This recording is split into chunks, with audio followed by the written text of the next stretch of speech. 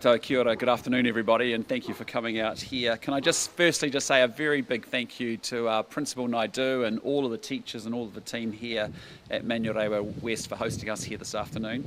I've spent some time with some incredible young people who are so enthusiastic about learning, and you can see it in their eyes as they engage with those teachers, and I hope you got to see a bit of that today as well. It's very clear that the leadership team and all the teachers here are doing an incredible job here at Manurewa West, and we're really proud of you and very grateful for all the work that you do, setting our young people up for such great success. I'm absolutely thrilled to be here today and be joined by my very good friend, our fantastic Education Minister, Stanford, to make what it will be a significant announcement in education. As you will well know, our government has a plan, and that plan is really to get New Zealand back on track by rebuilding the economy, restoring law and order, and delivering better public services, particularly around health and education. Today we're here to announce a program to help us build that world-class education system that New Zealand so desperately needs, and that New Zealanders need to realise all the great potential that sits within Kiwis and within this great country of ours. Kiwi kids getting a great education is a personal passion of mine. Erica and I, in our very first week as under new leadership of the National Party, spent time in schools just because it's so important to us.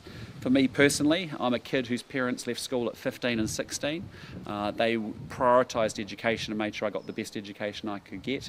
I was the first in my family ever to go to university, and that education actually set me up to be able to go out in the world, seize the opportunities that came before me, to actually live my dream and to go out there in the world and be successful. And I actually want that for every single Kiwi kid, that regardless of your circumstances and where you come from, that with a good education and with hard work, you can realise your potential and you can achieve your version of the Kiwi dream, whatever that may be. So securing a better future for our children is something that we know that all parents want, and something that this government is deeply committed to.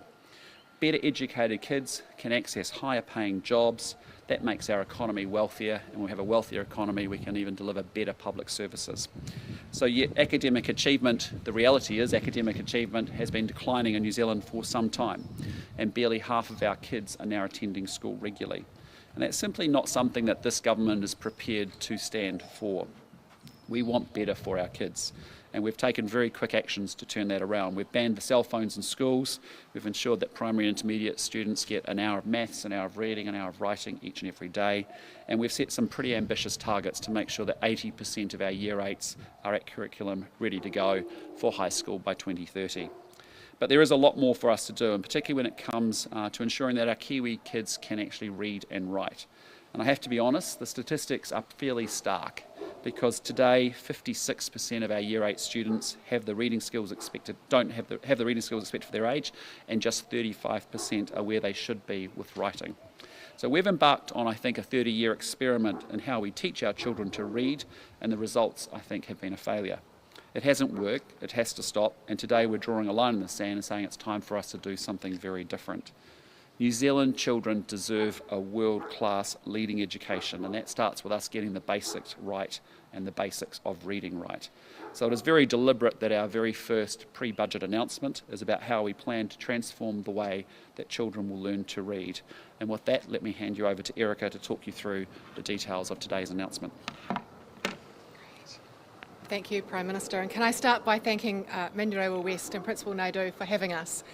It's been an amazing visit. What we saw were engaged kids who were learning in a structured way with explicit teaching, serve and return. They were writing, they were listening, they were speaking. It was incredible to watch, and we want this for every Kiwi kid. And you do an amazing job. So today I am making a significant announcement that will transform the way that we teach our children to read, to ensure all children experience success in reading and writing. We're going to be introducing structured literacy into every state school, because this government is ambitious and aspirational for our kids, and we are focused on raising achievement, and that starts with the basics. And as the Prime Minister mentioned, those statistics aren't great at the end of primary school.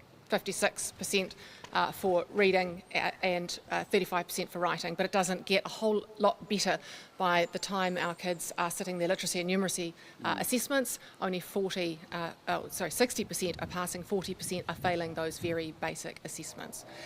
So we have to turn this around. We have a moral imperative to turn this around.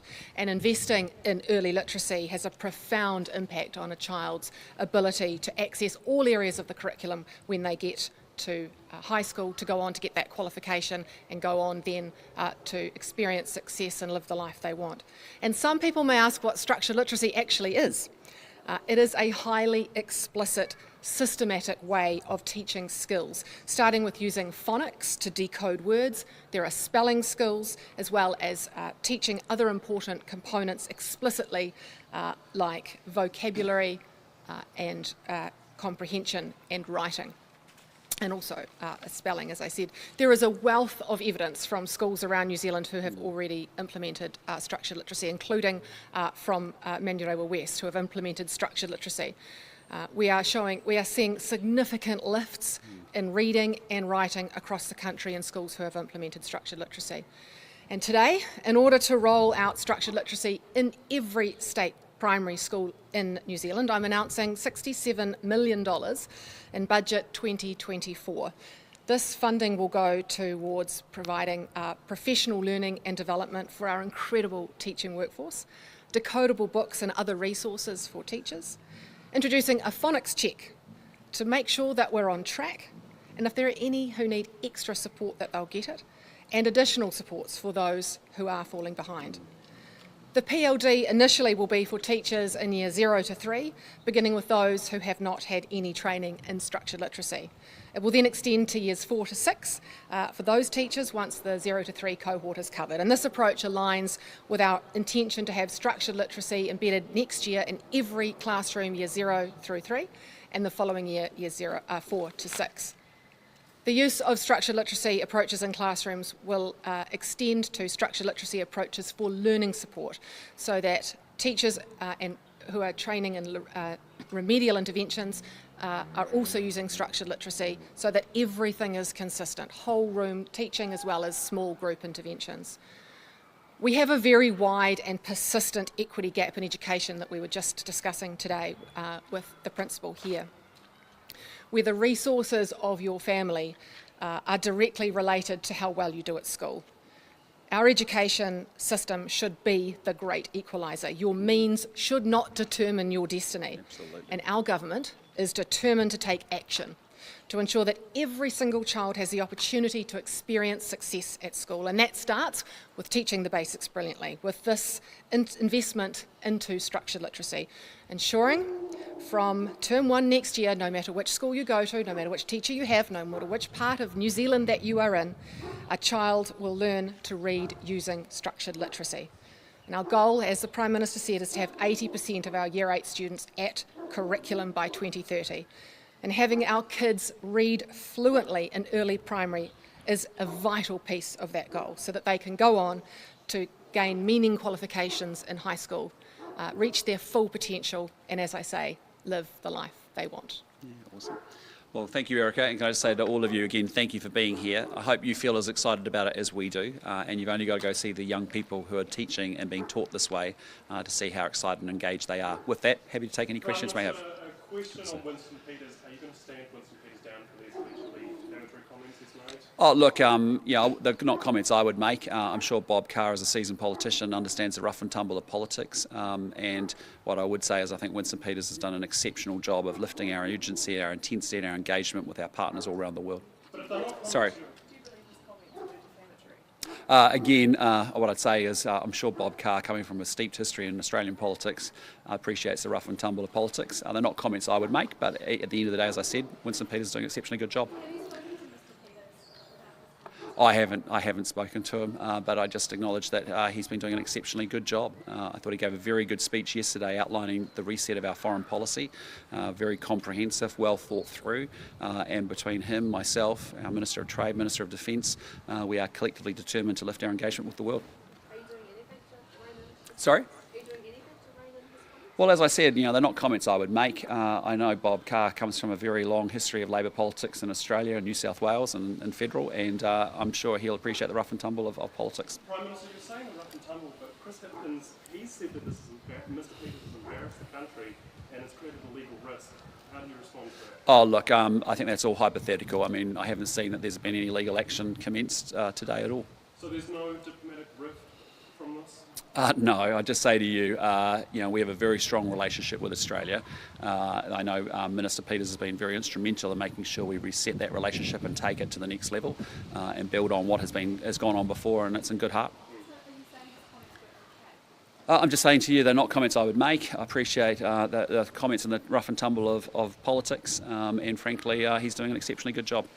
Why is the foreign minister saying he's in the pocket of the Chinese, and what evidence do you have to support that? Well, look, they're comments you need to direct to him. But what I just say to you is, look, we've talked. We've got a very clear position. I think Bob Carr's commented about New Zealand's position around AUKUS.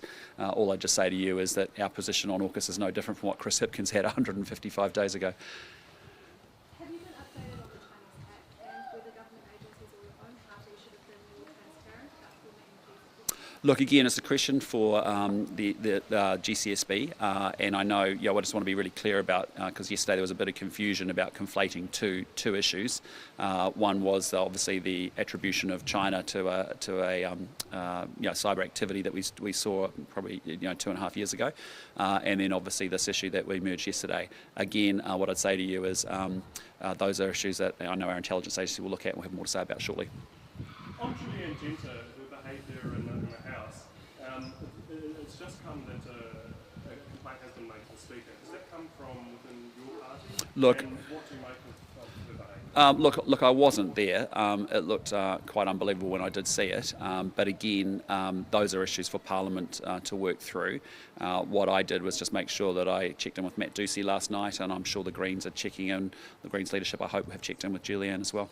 And what has Mr. Ducey said of the incident? Sorry? What has Mr. Ducey said? Oh, look, given this is an issue for Parliament, it's inappropriate for me to comment on it. Yeah. Just some questions for the Yeah.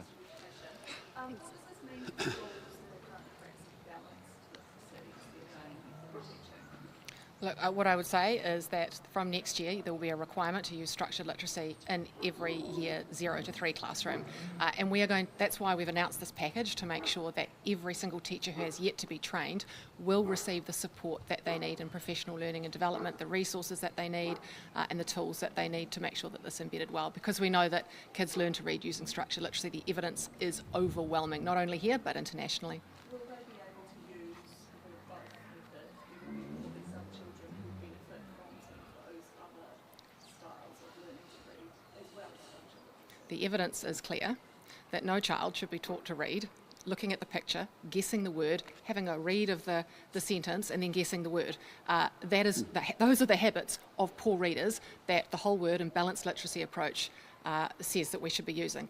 They are the habits of poor readers. The way that the brain learns to read through decades of cognitive research is through decoding words, sounding them out, looking at the word. And you saw that happen today. And it's that repetition, the quite fast pace, the oral language that's included. Those kids were engaged, they were happy, they were confident in their ability. I want to see that in every classroom in New Zealand. So you don't want balanced literacy used? I do not want balanced literacy used in New Zealand. That's $67 million to go towards resources and books. Will that be looking at bringing in programs that have been developed overseas, or will that be programs around structured literacy that have been developed here in New Zealand, like the University of Canterbury one? Look, our intention this year, when we are training the remaining 8,000 or 9,000 odd teachers in year 0 to 3 that are remaining to train, we will use predominantly the Better Start Literacy approach from Canterbury University, and we'll use our panel of existing providers, New Zealand providers. We will look over the next little while to accredit more providers, and we will have a very strict criteria of what we require in terms of our accreditation. Statistics show that Māori are at the bottom of the table Yes. for literacy. So Te Karere understands that you met with Te Runanga and Ngāpurakoko from Māori this morning, and they were pretty happy. So can you comment about that? When I said in my speech that your means should not determine your destiny, that is at the heart of everything that we Yeah. believe. And it is not good enough that our tamariki Māori are at the bottom of the statistics when it comes to reading and writing. But we know from Kura Kaupapa, because they've been using structured literacy for a very long time, very successfully. And I had a really great chat with them this morning about how successful that's been, and talked to them about what extra resources they need, like potentially providing, we will be providing decodable books in Te Reo Māori for their use. So yes, we have a lot to learn from Kura Kaupapa. Great. Oh, sorry. So we're hearing from the Nurses Union that there's about 500 internationally qualified nurses in New Zealand who are currently struggling to find work because they're just getting rejection letter after rejection letter from jobs that they're applying for. And there are claims that some of these nurses have paid tens of thousands of dollars to come here through recruiters and agents, some overseas, some based in New Zealand. Is this something that you're looking into as part of the AWB investigation? I am keeping a close eye, and I have heard about some of these nurses coming in. And look, there is a program that nurses come in to do, the CAP course, which is the competency course. They come in to do that. The requirement after that course is that they find employment. And if they're unable to find employment because that they're not up to the standards that we require in New Zealand, well then the choice for them is to either do further training or to leave New Zealand.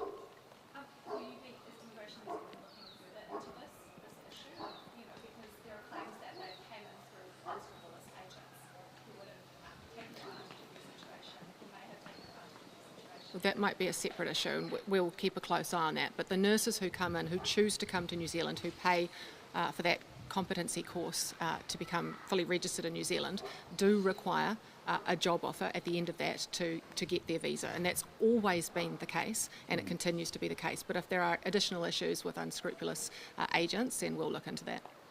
Great. Erica, sorry. Yeah, sure. Can I just ask one question? So the budget of the 67 million, would you be able to tell us how much of that will go to Kura Kaupapa Māori schools in terms of their funding equity over the last few decades? But we'll be working with that 67 million with mainstream, with also our Māori immersion, and with Kura Kaupapa to work out where the need is. We'll be training, making sure that every single teacher who needs training in structured literacy, no matter where they are, get that, and no matter where you are, you'll have access to decodable resources both in English and in Te Reo Māori. Okay. Mr. Luxon, just one last question on Winston Peters. You say that what he said is not going to get you to say. You're also saying he's doing a great job, but he's offended, an Australian counterpart. How can you say that he's doing a good Well, job? let's be clear, he's not an Australian counterpart. He's a former Australian politician, that's come to New Zealand to make comment about our AUKUS position, which is exactly the same position that the Labor government had 155 days ago. So I just say to you, that's the reality of the situation. He's doing an exceptionally good job. He has been out and about in the world as we have been lifting our intensity after a period of time where we are wanting to step change and build our relationships with partners across the Indo-Pacific region. That's why you saw me in Southeast Asia a couple of weeks ago. That's why you've seen Todd McClay out and about with our trading partners, driving our trade agenda. He's been twice to India. He was in China just last week. You've seen Winston Peters travelling out and about as well, building those relationships with prime ministers and foreign ministers across the world. And so he is doing an exceptionally good job. And I can tell you the intensity, the urgency, the standing of New Zealand with our partners and like-minded countries, we are lifting that big time. Okay, thank you so much. Appreciate it. Have a good day. See ya.